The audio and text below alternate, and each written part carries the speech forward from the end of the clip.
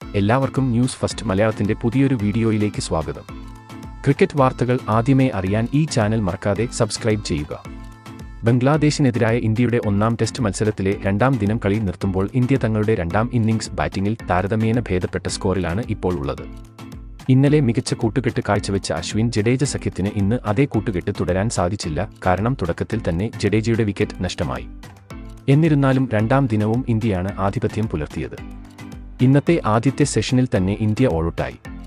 376 runs ആണ് India നേടിയത്. എന്നാൽ ബൗളിംഗിൽ ഇന്ത്യ മികച്ച പ്രകടനമാണ് കാഴ്ചവെച്ചത്. തുടക്കത്തിൽ തന്നെ ബംഗ്ലാദേശിന്റെ ബാറ്റ്സ്മാൻമാർ ബുംറയ്ക്ക് മുന്നിൽ മുട്ടുകുത്തി. ബുംറ നന്നായി തന്നെ പെർഫോം ചെയ്തു.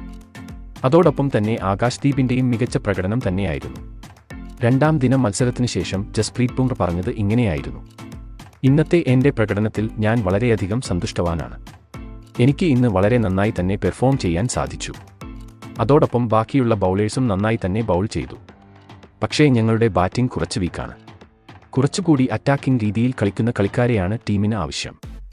ഉദാഹരണത്തിന് ദുലീപ് ട്രോഫിയിലെ സഞ്ജുവിന്റെ പ്രകടനം അത് വളരെ മികച്ചതായിരുന്നു. ശരിക്കും സഞ്ജു എന്നെ ഞെട്ടിച്ചു. അവൻ ഇങ്ങനെ കളിക്കും എന്ന് ഞാൻ പ്രതീക്ഷിച്ചിരുന്നില്ല. ബാറ്റിംഗിൽ മാത്രമല്ല വിക്കറ്റ് കീപ്പിംഗിലും മികച്ച പ്രകടനമാണ് സഞ്ജു സാംസൺ കാഴ്ചവെക്കുന്നത്. സഞ്ജു സ്റ്റംപ്സിന് പുറകിൽ ഉണ്ടെങ്കിൽ ശരിക്കും അതൊരു സഹായം തന്നെയാണ്. ഓരോരോ പുതിയ ഐഡിയകൾ അവൻ പറഞ്ഞു തരും. അത് ടീമിന് വളരെയധികം ഉപകാരപ്രദവുമാകാറുണ്ട്.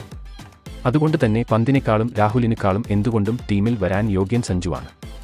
അടുത്ത മത്സരത്തിൽ സഞ്ജുവിനെ ടീമിൽ കൊണ്ടുവരാൻ ഞാൻ ടീമിനോട് നിർദ്ദേശിക്കുകയും ചെയ്യുന്നു എന്നും ബുംറ വ്യക്തമാക്കി.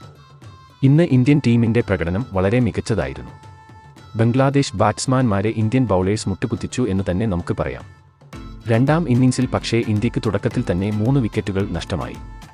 എന്നിരുന്നാലും നാളെ കുറച്ചുകൂടി ശ്രദ്ധിച്ചു കളിച്ചു കഴിഞ്ഞാൽ നല്ലൊരു ലീഡിലേക്ക് ഇന്ത്യക്ക് എത്താൻ സാധിക്കും.